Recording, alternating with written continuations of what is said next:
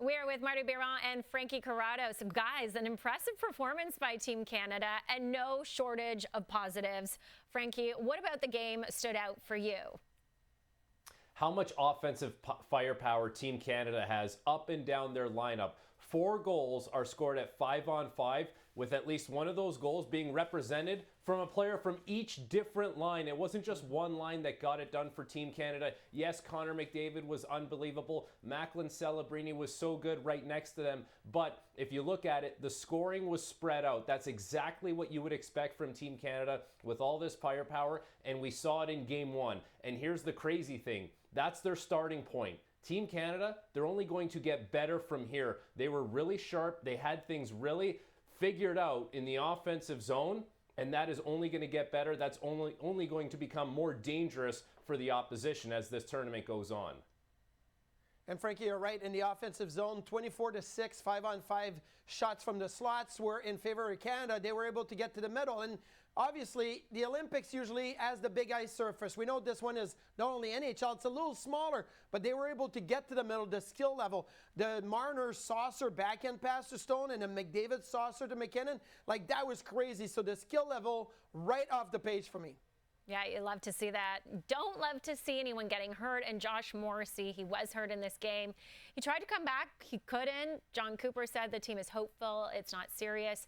But Frankie, if it is, how big of a loss would this be for Canada? It's a loss. Is it detrimental to Team Canada? No. But Josh Morrissey does a lot of things really well. He breaks the puck out of his own end really clean. He's really good in transition, getting those quick up pucks into the hands of the really skilled forwards, and he can make plays at the offensive blue line. You're not relying on him to run your first power play unit, and you actually weren't even relying on him to run your second power play unit. So, how does that matter for Team Canada's back end? Of course, you don't want to miss a player like Josh Morrissey, but that means Thomas Harley, Shea Theodore, Travis Sanheim, they can do a lot of the things that Morrissey is being asked to do with this team. Get the puck out of your own zone, get it into the hands of the forwards, and don't kill plays on the offensive blue line. You don't have Josh Morrissey. Okay, it's not great, but it's not detrimental to the success of Team Canada. Okay, and Marty, we heard this week, Kevin Weeks, he was confident in Canada's goaltending.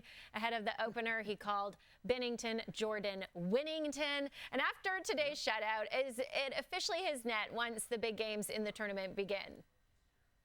Yeah, I believe so. And it's not just the shutout. It's the way that he played, the confident body language right from the get-go. And in that first period, Czechia had a few really good opportunities to maybe take the lead and score the first goal. But Binnington was really strong. And I love how he played the puck. Obviously, that's a big part of his game.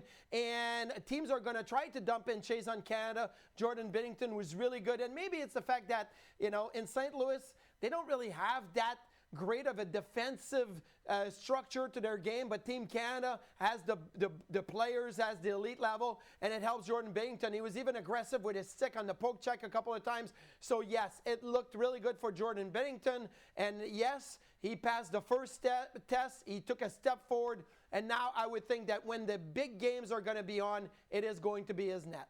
Yeah, it's amazing to see how he plays on the international level because Binnington with only one shutout in his last 63 NHL games, and here he is opening the Winter Olympics with a big one against Czechia.